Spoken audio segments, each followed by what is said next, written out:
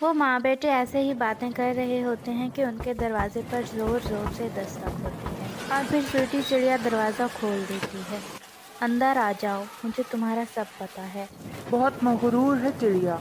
चंद दाने क्या दे दिए, मुझे भाषण ही सुनाने लग गई। हूँ कि जब रात गहरी हो जाएगी तो चिड़िया और उसके बच्चे सो जाएंगे और मैं उनके घर से जाकर उनके जमा किए हुए दाने चुरा लाऊंगा। कालू कौवा जैसे ही स्वीटी चिड़िया के घर चनों के दाने चुराने ही लगता है तो जंगल में बारिशें शुरू हुए कई रोज गुजर चुके थे। सावन में बारिशें तो हर साल ही हुआ करती हैं, लेकिन अब की बार तो बारिशें रुकने का नाम ही नहीं ले रही थी। लंबा अरसा बारिशें चलने की वजह से तमाम पक्षियों के घर दाना तकरीबन खत्म हो चुका था। लेकिन ऐसे हालात में स्वीटी चिड़िया को कोई फिक्र ना थी, क्योंकि उसने बहुत से चनों के दाने अपने घर में इकट्ठे किए हुए थे और वो अपने घर में महफूज और मुतमईन थी। बच्चों, तुम मुझसे रोज पूछते थे ना, मामा तुम इतना दाना क्यों इकट्ठा कर रही हो? अब देख रहे हो ना, बारिशें कई दिनों से हो रही हैं और रुकने का नाम ही नहीं ले रही।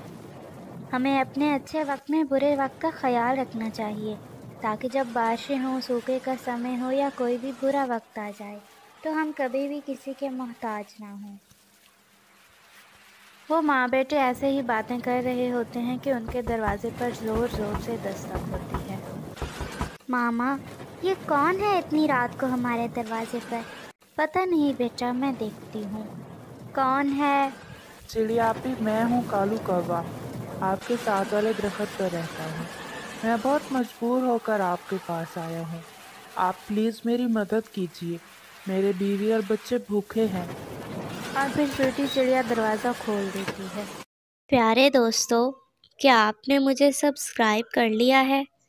और घंटी के आइकन को दबाना बिल्कुल मत भूलिएगा। अंदर आ जाओ, मुझे तुम्हारा सब पता है।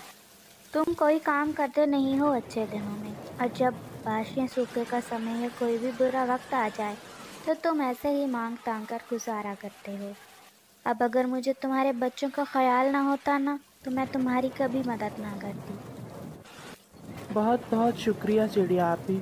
आपका एहसान है मुझ पर और मेरे खानदान पर। और फिर कालू कौवा वो दाना लेकर अपने घर की तरफ चला जाता है। बहुत मगरूर है चिड़िया।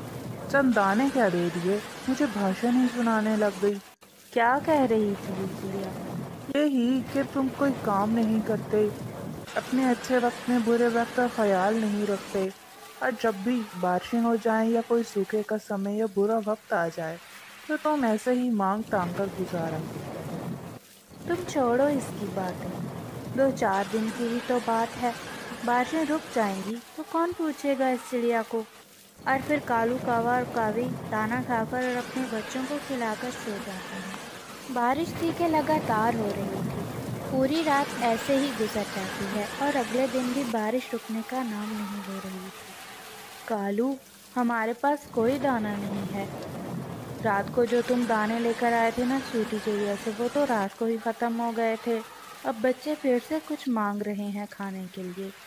तुम फिर से जाओ चिड़िया के पास, मुझे पूरा यकीन है वो हमारी मदद जरूर कर देगी। मैं नहीं जाऊंगा इस चिड़िया के पास, बहुत मगरूर है ये चिड़िया। क्या मतलब कालू? अगर तुम स्वीटी चिड़िया से दाना मांगने नहीं जाओगे तो हम क्या करेंगे, और हमारे बच्चे क्या खाएंगे? तुम्हें तो पता है कि बारिशें बहुत तेज हो रही हैं और कोई पता नहीं कब तक ये ऐसे ही होती रहें। ठीक है कवि, तुम परेशान मत हो। मैं सोच रहा हूँ कि जब रात गहरी हो जाएगी तो चिड़िया और उसके बच्चे सो जाएंगे और मैं उनके घर से जाकर उनके जमा किए हुए दाने चुरा लाऊंगा। हाँ, ये ठीक है कालू। इस तरह चिड़िया को पता चलेगा कि कैसे भूखा रहा जाता है। वो भूखी रहेगी और हम पेट भर के सोएंगे। और फिर कालू कौवा और कौवी रात के गहरे होने का इंतजार करने लगते हैं। कालू, अब रात काफी गहरी हो चुकी है। ठीक है कवि। और फिर कालू कौवा स्वीटी चिड़िया के घर दाना चुराने चला जाता है।